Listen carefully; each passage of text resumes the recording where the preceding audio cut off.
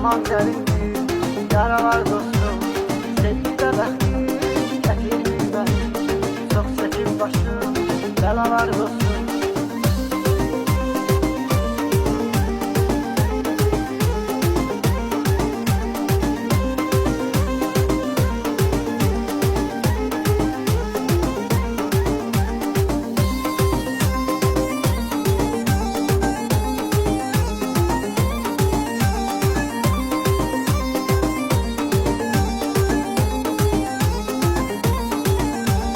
Bilendiklerim sattılar beni, özgesiyle bir tuttular beni.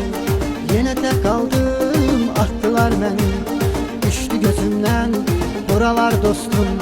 Yine tek kaldım, attılar beni, düştü gözümden buralar dostum. Dostum dostum, canavar dostum, yaman derindir yaralar dostum. Sevgide bəxtim gətirmir məni, çok çekip başım belalar dostum. Dostum dostum, canavar dostum, yaman derindir yaralar dostum. Sevgide bəxtim gətirmir mənim, çok çekip başım belalar dostum.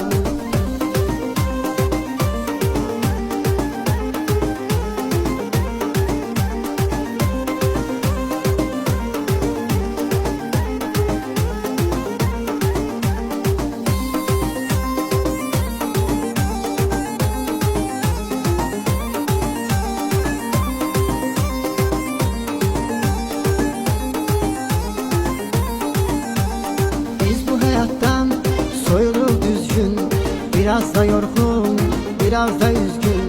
Belki de her şey düzeler bir gün, biraz da sabret, hele var dostum. Belki de her şey düzeler bir gün, biraz da sabret, hele var dostum. Dostum dostum, canavar dostum, yaman derindir yaralar dostum. Sevgide bəxtim gətirmir mənim, çok çekip başım belalar dostum. Dostum dostum, canavar dostum, yaman derindir yaralar dostum. Sevgide bəxtim gətirmir mənim, çok çekip başım belalar dostum.